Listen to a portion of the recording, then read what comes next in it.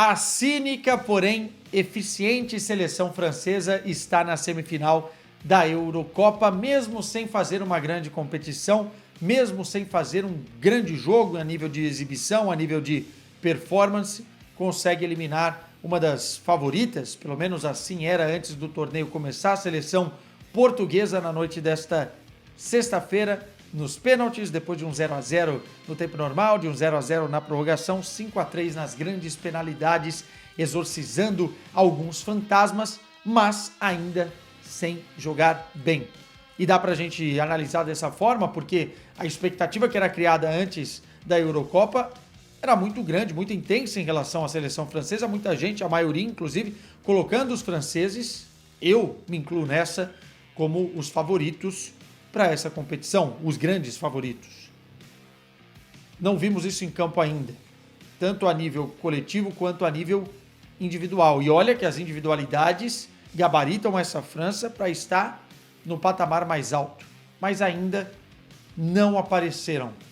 E mesmo assim, a França, que quando parece que está morta, consegue agredir, consegue fazer o resultado, consegue ser perigosa, chegou lá. Chega a uma semifinal, onde talvez no papel iguale o nível de favoritismo com essa poderosa Espanha, mas a nível de exibição não dá para comparar. A Espanha chega muito mais forte. Vamos trocar uma ideia sobre o que aconteceu na noite desta sexta-feira, especialmente olhando os retratos, os recortes de Portugal e da seleção francesa. Quando eu digo que a França não joga bem, é só assistir os jogos e também é só ver os números. A seleção francesa marcou até aqui, e nós estamos falando de 5 jogos, 3 gols, 2 deles contra e 1 de pênalti. A seleção francesa não consegue jogar bem e ser um time extremamente eficiente a nível ofensivo. Muitas peças estão desencaixadas, talvez a principal delas, que simbolize muito, é o Griezmann, né? Que nos últimos anos tem sido um dos grandes protagonistas dessa seleção. O próprio Kylian Mbappé, com esse problema do nariz, da máscara, ainda não rendeu o que é esperado, mas outros jogadores também estão abaixo. E a França, mesmo assim, consegue fazer um jogo parelho com Portugal. Talvez fique a sensação de que Portugal teve mais o controle das ações, de que poderia realmente ter feito 1-0, mas mesmo assim a França teve capacidade de agredir Portugal em vários momentos e poderia também ter feito um gol no tempo regulamentar ou na própria prorrogação. Não aconteceu, nem para um lado e nem para o outro. Mas mesmo assim a França, nas penalidades, e eu estou abrindo o comentário falando dos franceses porque eles passaram, nas penalidades conseguiu ser eficiente. De 5 cobranças, acertou as 5. E curiosidade, nenhum dos batedores da Copa do Mundo, da final de 2022 lá no Catar, bateu o pênalti nesta decisão contra Portugal. Coincidência ou não? Mas a verdade é que a França conseguiu exorcizar 2 fantasmas de uma vez só. Primeiro, as penalidades, né? Todo francês chegou para essa decisão contra Portugal pensando no que aconteceu na Copa do Mundo 2022 contra a Argentina, né? Os pênaltis fizeram a Argentina campeã. E também exorcizando o fantasma de 2016, não na mesma moeda, porque foi mais caro para a França, já que decidiu a Eurocopa em casa em 2016, em Paris, e Portugal foi lá e bateu o campeão, mas conseguiu eliminar a seleção portuguesa, a promissora geração portuguesa, que até agora não conseguiu um grande resultado. Pois bem, a França passa, mas tem que abrir o olho, porque a nível de exibição, a Espanha foi muito superior até aqui. Vamos falar de Portugal. Portugal deixa um sabor amargo no seu torcedor. As eliminatórias todas foram muito, muito boas. Portugal quebrou recordes, Portugal foi muito bem ofensivamente em termos de números e Portugal foi muito bem, muito sólido defensivamente. Criou-se uma expectativa também face à coletividade e à individualidade que tem nessa seleção uma das melhores, se não a melhor safra de jogadores da história de Portugal, criou-se uma expectativa de que Portugal iria performar muito bem nessa Eurocopa. Tanto que, nas possibilidades, nas avaliações, Portugal estava muito bem cotado para ir muito mais longe. Mas mais do que ir longe, porque quando você encara uma França, essas expectativas se igualam, e cair para a França não é nenhum vexame, ainda mais da forma que caiu, mais do que ir longe, se esperava uma exibição melhor, ou exibições melhores. Portugal não foi bem na Eurocopa. Pô, jogou bem contra a Turquia, não foi tão bem assim, venceu por 3-0, talvez o melhor jogo de Portugal na Euro, mas fez um jogo abaixo contra a República Tcheca, perdeu da Geórgia, fez um jogo ruim contra a Eslovênia, venceu nos pênaltis, e contra a França, talvez, diante do seu adversário mais forte, fez um jogo muito digno e talvez o melhor jogo de Portugal perante ao adversário desta Eurocopa, mas faltou muita coisa. Faltou Bruno Fernandes ter sido Bruno Fernandes das eliminatórias. Faltou Bernardo Silva cumprir com as expectativas que foram colocadas nele. Ele é um dos principais jogadores, uma das principais referências desta seleção. Os dois, a competição inteira, estiveram abaixo do que era esperado. Faltou o Cristiano Ronaldo ser mais eficaz, e aí vou abrir um parêntese, porque a última Eurocopa dele foi a despedida do Cristiano Ronaldo. Ele marcou em todas as outras edições, né? Essa é a sexta. As outras 5 que ele participou, ele marcou. E ele passa em branco no tempo normal nesta Eurocopa. Faltou mais Cristiano Ronaldo, faltou mais eficácia.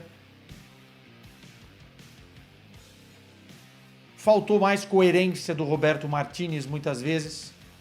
Achei que, de um modo geral, o Roberto Martínez mexeu mal em várias ocasiões, escalou mal em outras, testou mal e quis criar um repertório deixando o time desconfortável algumas vezes. A culpa de Portugal ter performado, no geral, fora das expectativas, deixando a desejar, vai no colo de muita gente. Não dá para pegar um personagem e responsabilizar. Mas dá para a gente entender que muita coisa precisa mudar se Portugal quiser realmente dar um passo à frente e não ser só candidato, mas um favorito que chegando nas grandes competições. Isso não aconteceu. Isso não aconteceu até agora. E Portugal precisa que isso aconteça, porque a geração demanda isso.